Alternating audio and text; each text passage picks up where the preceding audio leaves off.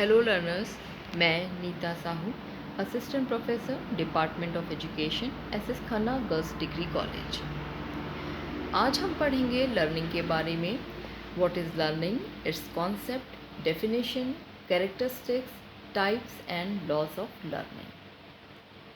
What is learning, सीखना क्या है? सामान्य अर्थों में सीखने से तात्पर्य व्यवहार में होने वाला परिवर्तन है। तो क्या किसी भी प्रकार के परिवर्तन को जो व्यवहार में आता है उसे हम सीखना कह सकते हैं? नहीं, मनोविज्ञान में सीखने का अर्थ इससे भिन्न है। कुछ मनोवैज्ञानिकों ने, साइकोलॉजिस्ट ने सीखने को इस प्रकार से डिफाइन किया है। स्किनर कहते हैं learning is a process of progressive behaviour adaptation. Hilgard and Atkinson, learning is relatively permanent change in behavior that occurs as a result of practice. Crow and Crow का कहना है learning is the acquisition of knowledge and attitude.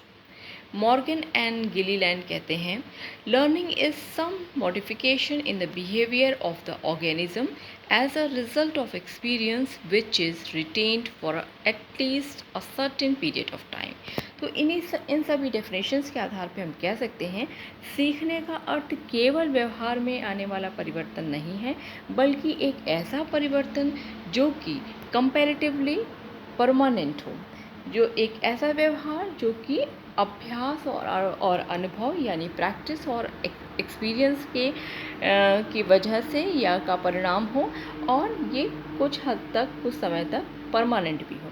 जैसे हम ये कह सकते हैं कि हमारी तबीयत नहीं सही है, हमने कोई दवा खा ली है, कोई किसी प्रकार का कोई नशा कर लिया है, तो इस वजह से भी हमारे शरीर में परिवर्तन आ सकते हैं। हमें नींद आ सकती है, हमें थकान या कमज़ोरी भी लग सकती है, तो ये भी परिवर्तन है। लेकिन इस प्रकार का व्यवहार परिवर्तन सीखना की श्रेणी में नहीं आता है, बल्कि ये केवल कुछ क्षणिक परिवर्तन हम इसे कह सकते हैं। लेकिन मनोविज्ञान में लर्निंग को हम इस प्रकार से डिफाइन कर सकते हैं कि लर्निंग में be called as a change in behaviour as a result of practice and experience with a view to make adjustment with the environment. यानी पर्यावरण के साथ में एडजस्टमेंट करने के लिए हम निरंतर अभ्यास और अनुभवों के आधार पर जो व्यवहार में परिवर्तन लाते हैं उसे हम सीखना का नाम देते हैं या उसे हम सीखना कहते हैं। अब हम देखते हैं what are the characteristics of learning. सीखने की कौन कौन सी विशेषताएं हैं या इसके मुख्य बिंदु क्या हैं। लर्निंग इज़ यूनिवर्सल, सीखना सार्वभौमिक है, यानी सीखना हर एक समाज में सभी प्राणियों में पाया जाता है, चाहे वो एडवांस सोसाइटी हो, चाहे वो रूरल हो, बैकवर्ड हो, या किसी प्रकार का भी समाज हो, उसमें सीखने की प्रवृत्ति देखने को मिलती है। लर्निंग इज़ चेंज, सीखना परिवर्तन का नाम है। जैसे अभी हमने बात भी की कि सीखने के परिणाम स्वरूप व्यवहार में परिवर्तन आता है, तो सीखना परिवर्तन है।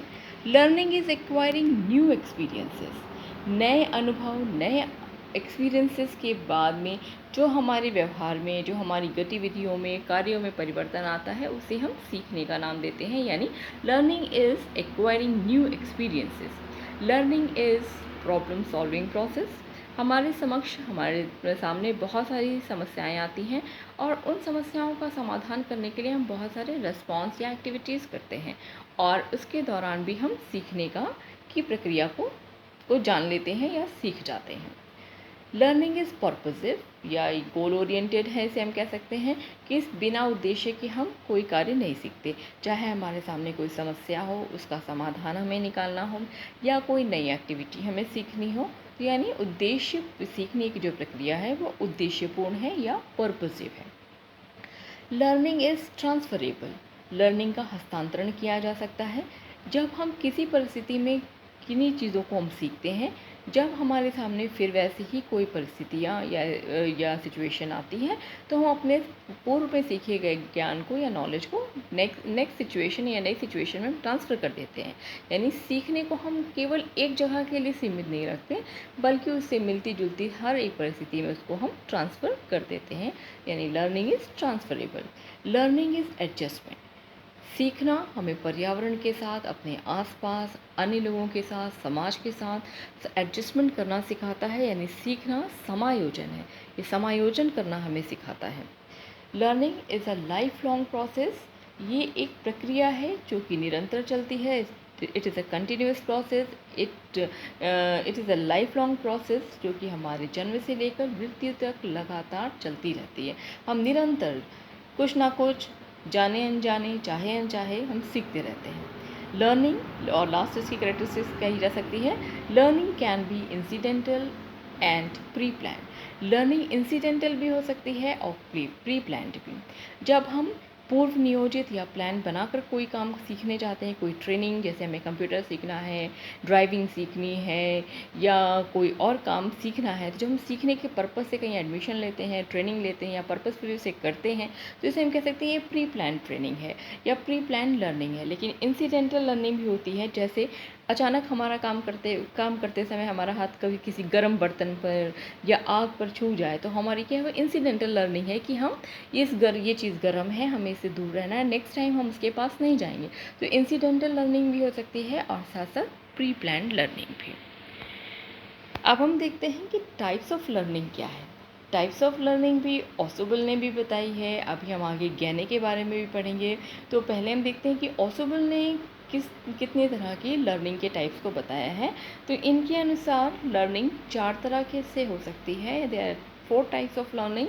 पहला है रिसेप्शन लर्निंग, फिर है discovery learning, rote learning and then meaningful learning. Reception learning का मतलब है रिसीव करके सीखना या रिसेप्शन लर्निंग से तात्पर्य ये है कि जब भी स्टूडेंट के सामने जो भी मटेरियल या उसे दे दिया जाता है, तो उसको वो अभिग्रहण करके या उसको रिसीव करके सीख लेता है। ये रिसीविंग समझ कर भी हो सकती है और रट कर, दोनों तरह से हो सकती है।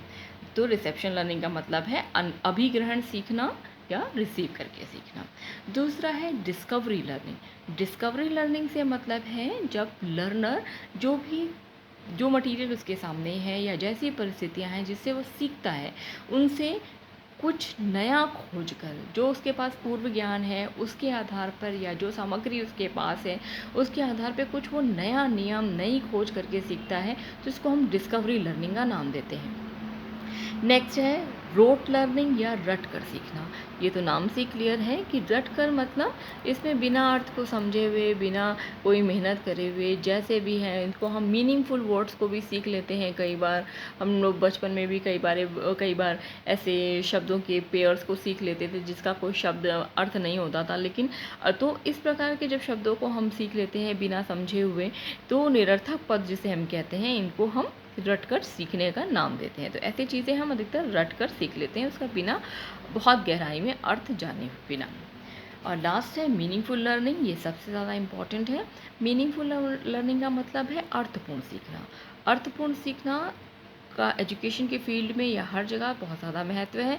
इसमें इस प्रकार के लर्निंग में लर्नर जो भी है उसको रट कर नहीं सीखता, बिना समझे हुए नहीं सीखता, बल्कि उसको समझता है। उसके आप जो सामग्री दी गई है, जो मटेरियल है, जो भी परिस्थितियाँ हैं, उसके आपस में रिलेशनशिप को समझता है और अपना जो प्रीवियस नॉलेज है उससे कनेक्ट करके इन चीज़ों को सीखता है। तो ये इस तरह की जो लर्निंग है वो मीनिंगफुल लर्निंग कहलाती है या अर्थपूर्ण सीखना का नाम इसे दिया गया है। और ये सीखना अधिक स्थायी रहता है, अधिक परमानेंट रहता है। तो ये ओसोबल की ये 4 तरीके की लर्निंग हमने ये समझी है। अब हम आगे देखते हैं कि गैने ने लर्निंग के कितने प्रकार बताए हैं। तो गैने ने द कंडीशंस ऑफ लर्निंग, जो इनकी बुक थी, उसमें इन्होंने सीखने के 8 प्रकार या 8 टाइप्स ऑफ लर्निंग का इन्होंने वर्णन किया है। तो आप देख सकते हैं जितने भी ये टाइप्स ऑफ लर्निंग है, इसको एक पिरामिड की शेप में दिया गया है। तो पिरामिड जैसे देख रहे हैं, पिरामिड का जो शेप बेस होता है वो नीचे की तरफ चौड़ा है और ऊपर की तरफ ये बेस कम होता जाता है। और ये जितनी भी लर्निंग है वो सारी हायरार्किकल ऑर्डर में है, यानी जो बेस में है इसको सीखना ज़रूरी है अगर हमें टॉप की लर्निंग को सीखना है। तो टॉप में हमारे पास क्या है, प्रॉब्लम सॉल्विंग लर्निंग। तो प्रॉब्लम सॉल्विंग लर्निंग समस्या समाधान लर्निंग है जो सीखने का सर्वोच्च प्रकार है इस पिरामिड के अकॉर्डिंग। तो इसमें वहाँ पहुँचने के लिए ज़रूरी है कि पहले लर्नर को signal learning, stimulus response, learning of simple चेनिंग, यानी बाकी के 7 प्रकार की लर्निंग उसे आनी चाहिए। तो सिग्नल लर्निंग इस पिरामिड का सबसे आधार आधार है या सबसे नंबर 1 पे ये जो सबसे नीचे जो लर्निंग को रखा गया है वो है सांकेतिक सीखना या सिग्नल लर्निंग। तो सांकेतिक सीखने को हम क्लासिकी अनुबंधन सीखने के समान समझ सकते हैं, जिसमें कोई एक अलग से जो हमारे पास स्टिमुलस है उसको हम नेचुरल स्टिमुलस को एक साथ मिलाकर देते हैं और एक सांकेतिक रूप से जो लर्नर है उसको सिखाते हैं। इसको हम टाइप एस कंडीशनिंग भी कहते हैं। नेक्स्ट है हमारा stimulus response learning. Stimulus response का मतलब ये है कि जब भी हमारे सामने कोई प्रॉब्लम आती है तो जो स्टिमुलस है उसके अगेंस्ट में जो लर्नर है बहुत सारे रिस्पॉन्स करता है ना। कई सारे रिस्पॉन्स करते करते जिस रिस्पॉन्स से उसका मकसद हल हो जाता है उसको वो सीख लेता है। तो इस तरह से स्टिमुलस और रिस्पॉन्स के बीच में एक कंडीशनिंग स्थापित हो जाती है। इसको हम ये जो स्टिमुलस रिस्पॉन्स लर्निंग है इसको हम इंस्ट्रूमेंटल लर्निंग भी कह सकते हैं और इसको टाइप आर लर्निंग भी कहा गया है। ये स्किनर की जो ऑपरेंट कंडीशनिंग के समान है। नेक्स्ट है लर्निंग ऑफ सिंपल चेनिंग या सरल श्रृंखला का सीखना। ये इस प्रकार की लर्निंग से मतलब है उद्दीपन अनुक्रिया या स्टिमुलस रिस्पॉन्स के जो सेट हैं उसको सीखना। जैसे बहुत सारे हम ऐसी एक्टिविटीज़ सीखते हैं जिसमें बहुत सारी छोटी छोटी एक्टिविटीज़ शामिल रहती हैं। जैसे हम अगर मान लीजिए हमें लॉक खोलना है ना, अनलॉक करना है, तो अनलॉक करने के लिए बहुत सारी एक्टिविटीज़ हैं। जैसे हमें सबसे पहले की को लेना है, राइट की को चूज़ करना है, फिर लॉक में से लगाना है, फिर उसे आपको घुमाना है 2 बार 3 बार जैसा भी है। तो ये एक पूरा एक चेन है, उसको सीखने के बाद ही आप अनलॉक कर सकते हैं या ताला खोल सकते हैं। इसी तरह जैसे कार चलाना है, ड्राइविंग करना है या दरवाज़ा खोलना है या तबला बजाना है, बहुत सारी ऐसी जो क्रियाएं हैं जिसमें छोटी छोटी क्रियाएं शामिल हैं जिनको सीखने के बाद ही आप पूरे उस सेट को सीखने के बाद ही उस काम को कर सकते हैं। तो ये क्या हो गया, चेन लर्निंग। ठीक है। नेक्स्ट है हमारा verbal association learning. Verbal association learning का मतलब है जिसमें हम कुछ ऐसे शब्दों के साथ में अपना साझा कर लेते हैं या शब्दों को सीख लेते हैं। जैसे पोयम सीखना, अल्फ़ाबेट्स को सीख लेना, कहानी सीख लेना। तो इसमें जिसमें शब्द शामिल हैं उस प्रकार को उन शब्दों को की एक श्रृंखला को या शब्दों को आपस में एक मीनिंगफुल तरीके से सीख लेना, इसको हम वर्बल एसोसिएशन कहते हैं। फिर है हमारा लर्निंग डिस्क्रिमिनेशन या विभेदीकरण सीखने की इस स्तर पर बालक या लर्नर 2 तरह के अलग अलग वस्तुओं में या समूहों में या चीज़ों में वो विभेद करना सीख जाता है। और विभेद करना कैसे, उनके आकार के आधार पर, उनके गुणों के आधार पर वो उनका विभेद करना सीख लेता है। इसके बाद है जब वो विभेद करना सीख लेगा तो उसके और ऊपर है कॉन्सेप्ट लर्निंग या संप्रत्यय सीखना। संप्रत्यय सीखने का मतलब है जब सामान्य गुणों के आधार पर, स्पेशल कैरेक्टरिस्टिक्स के आधार पर, जब लर्नर 2 अलग अलग ग्रुप्स में पहचान लेता है या पूरी तरह से उनको जान लेता है, तो उसको हम संप्रत्यय। जैसे अगर हम बच्चों को बहुत बार आप देखते हैं, छोटे बच्चों को पहले हम एनिमल्स की फ़ोटो दिखाते हैं कि बस पहले केवल एक सामान्य कि हाँ ये सारे एनिमल्स हैं। फिर धीरे धीरे उन्हें जब डिस्क्रिमिनेशन वो करना सीख लेते हैं कि हाँ ये जंगली पशु हैं या ये वाइल्ड एनिमल्स है, ये पेट एनिमल्स है, तो उनका एक कॉन्सेप्ट बन जाता है कि हाँ ये वाइल्ड एनिमल्स हैं, ये इनको हम घर में नहीं रख सकते, ये पेट एनिमल्स हैं, इनको हम घर में रख सकते हैं। तो ये कॉन्सेप्ट ये तभी डेवलप हो पाएगा जबकि वो पहले उसमें विभेद करना सीख पाए, डिस्क्रिमिनेट करना सीख पाए। तो पहले डिस्क्रिमिनेशन, देन कॉन्सेप्ट लर्निंग। इसके बाद है रूल लर्निंग। रूल लर्निंग का मतलब ये है कि जब बच्चा या लर्नर कॉन्सेप्ट लर्निंग, जब से कॉन्सेप्ट्स क्लियर हो जाते हैं तो कॉन्सेप्ट्स के बाद ही नियम को वो निकाल पाता है कि 2 संप्रत्यय या 2 कॉन्सेप्ट्स के बीच में क्या रिलेशनशिप है। जब वो इस रिलेशनशिप को समझता है तो ही वो नियम लर्निंग सीख रहा होता है, यानी नियम रूल लर्निंग इसे हम कहते हैं। और लास्ट है हमारा प्रॉब्लम सॉल्विंग लर्निंग, यानी पिरामिड के टॉप पर है प्रॉब्लम सॉल्विंग या समस्या समाधान सीखना। इस प्रकार की लर्निंग तभी संभव है जबकि हमने पहले बताया कि नीचे की सभी वो लर्निंग सीख चुका हो। तो समस्या समाधान सबसे हाईएस्ट स्टेज की लर्निंग है। इसमें कोई व्यक्ति किसी भी नियम का या अपने सारे जितना भी नीचे के इसने जो सीखा है उसके आधार पे वो किसी समस्या जो उसके समक्ष आती है उसका वो समाधान आसानी से कर सकता है। तो ज्ञान के टाइप्स ऑफ लर्निंग हमने पढ़े हैं। अब इसके आगे हम पढ़ते हैं laws of learning, laws of learning या सीखने के नियम। E.L. थॉर्नडाइक ने सीखने के नियमों को दो भागों में बांटा और ये नियम उन्होंने ही दिए हैं। इनके नियम बहुत ही महत्वपूर्ण हैं। इनको हम दो भागों में, दो कैटेगरी में बांटते हैं। पहला है हमारा प्राइमरी लॉज ऑफ लर्निंग या सीखने के प्राथमिक नियम, और दूसरा है हमारा सीखने के सेकेंडरी नियम या द्वितीयक या गौड़ नियम। तो हम पहले पढ़ते हैं प्राइमरी लॉज ऑफ लर्निंग क्या है। तो प्राइमरी लॉज ऑफ लर्निंग इन्होंने 3 दिए हैं। पहला है लॉ ऑफ रेडीनेस या तत्परता का नियम, दूसरा है लॉ ऑफ एक्सरसाइज या अभ्यास का नियम, और तीसरा है लॉ ऑफ इफेक्ट या प्रभाव का नियम। तो लॉ ऑफ रेडीनेस या तत्परता का नियम ये बताता है कि जो भी लर्नर है वो मतलब सीखने के का उस पर किस प्रकार का प्रभाव पड़ेगा। मतलब इसको इस तरह समझ सकते हैं कि अगर मान लीजिए लर्नर किसी काम को करने के लिए रेडी है और उसे वो काम करने के लिए दिया जाता है, तो वो जाहिर सी बात है वो बहुत हैप्पी हो जाएगा, खुश हो जाएगा और खुशी खुशी उस काम को करेगा, आसानी से सीख लेगा। लेकिन अगर वो किसी काम को करने के लिए रेडी है और उसको वो काम नहीं करने को दिया जाता, तो उसमें अनॉयंस या खीज उत्पन्न होगी और वो काम को सीख नहीं पाएगा। इसके अलावा एक और सिचुएशन है कि जब व्यक्ति काम को करने के लिए रेडी नहीं है, फिर भी उसे ज़बरदस्ती वो काम करने के लिए कहा जाता है, तो भी वो काम नहीं सीख सकता। यानी लॉ ऑफ रेडीनेस कहता है कि जब हम किसी काम को करने के लिए तत्पर रहते हैं और उसके उस का हमारे ऊपर कैसा प्रभाव पड़ता है, तो वो हमारे सीखने में हमारा हेल्प करती है। अगर रेडी हैं तो आसानी से हम सीख सकते हैं। दूसरा है लॉ ऑफ एक्सरसाइज या अभ्यास का नियम। अभ्यास का नियम ये कहता है कि जब भी हम किसी भी चीज़ को सीखना चाहते हैं, तो हम जितना अधिक अभ्यास करेंगे उतना ही जल्दी उस काम को सीख जाएंगे। तो ये तो सभी को पता है कि जितना ज़्यादा अभ्यास उतनी जल्दी हम काम को सीख सकते हैं। लॉ ऑफ इफ़ेक्ट भी ये कहता है कि प्रभाव का नियम, यानी किसी काम को करने के से या किसी काम को करने पर हमारे ऊपर उसका प्रभाव किस प्रकार का पड़ता है, ये उस काम को सीखने में